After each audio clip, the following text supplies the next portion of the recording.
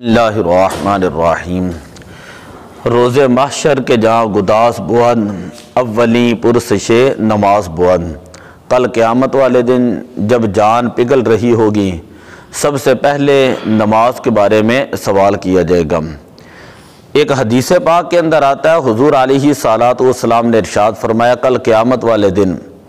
اللہ تبارک و تعالیٰ کی بارگاہ میں 4 طرح کے لوگوں کو پیش کیا جائے گا اور اللہ تعالیٰ ان سے نماز کے بارے میں سوال کرے گا۔ سب سے پہلے ایک بیمار کو پیش کیا جائے گا اور اللہ تعالیٰ بیمار سے فرمائے گا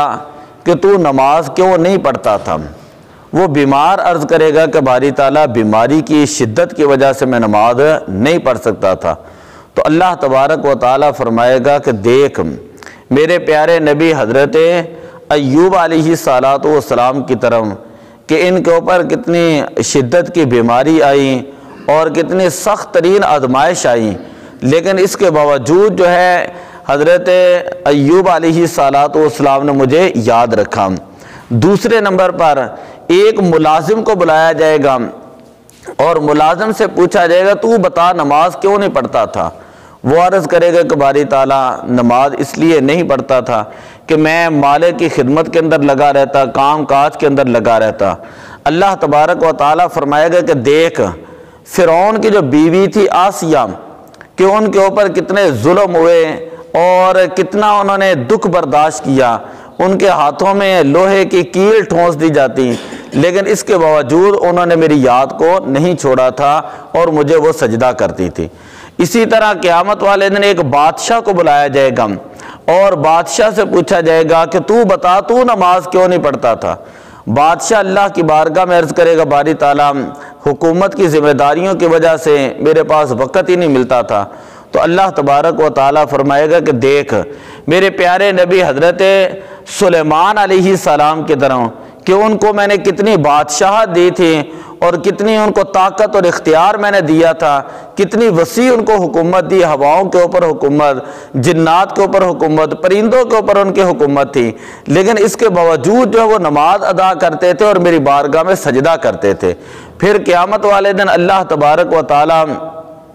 اسی طرح مختلف لوگوں کے ساتھ جو مختلف طرح کے سوالات کرے گا۔ تو ایک جس کی اولاد زیادہ ہوگی اس کو بلا کے پوچھے گا اللہ تعالیٰ تو بتا تو نماز کیوں نہیں پڑھتا تھا؟ وہ عرض کرے گا باری تعالیٰ اولاد کی زیادتی کی وجہ سے میں کام کاج کے اندر لگا رہتا، ان کے نان و نفقے کے اندر میں مشغول رہا۔ تو اللہ تبارک و تعالیٰ فرمائے گا کہ دیکھ حضرت یعقوب علیہ السلام کی طرف، حضرت یعقوب علیہ السلام کی طرف میرا پیارا نبی تھا اور ان کے 12 بیٹے تھے اور وہ ان کی کفالت بھی کرتے تھے اور ساتھ جو ہے وہ میری عبادت بھی کرتے تھے، اور اللہ تبارک و تعالیٰ ان 4 طرح کے لوگوں کا کوئی عذر قبول نہیں کرے گا۔ ہمیں بھی یہ کوشش کرنی چاہیے کہ کیسا بھی کام کیوں نہ ہو لیکن اللہ تعالیٰ کو ہم ضرور یاد کریں، اللہ تعالیٰ کی یاد کے لیے ضرور وقت نکالیں۔ یہ جو ہم سارا دن یہ کہتے ہیں کہ ہمارے پاس کاروبار نہیں ہے، ہمارے پاس کاروبار نہیں ہے، اللہ کا قرآن یہ کہتا ہے وَمَنْ أَعْرَضَ عَنْ ذِكْرِي فَإِنَّ لَهُ مَعِيشَةً ضَنْكًا، جو بندہ میرا ذکر چھوڑ دیتا ہے، مجھے یاد کرنا چھوڑ دیتا ہے، میں آزمائش کے طور پر اس بندے کے اوپر اس کی معیشت کو تنگ کر دیتا ہوں۔ تو ہمیں اس چیز کو سمجھنا چاہیے، جو بندہ اٹھ کر اللہ کی بارگاہ میں سجدہ کرتا ہے، اقبال نے کہا تھا یہ ایک ہی سجدہ ہے نا، یہ ایک سجدہ جسے تو گرا سمجھتا ہے یہ 1000 سجدوں سے دے گا یہ تجھ کو نجات۔ اگر بندہ اللہ کی بارگاہ میں آ کر سجدہ کر لے، اللہ کی بارگاہ میں نماز پڑھ لے، اس کے بعد توبہ استغفار کر لے، تو اللہ تعالیٰ سارا دن اس کی روزی کے اندر بھی برکت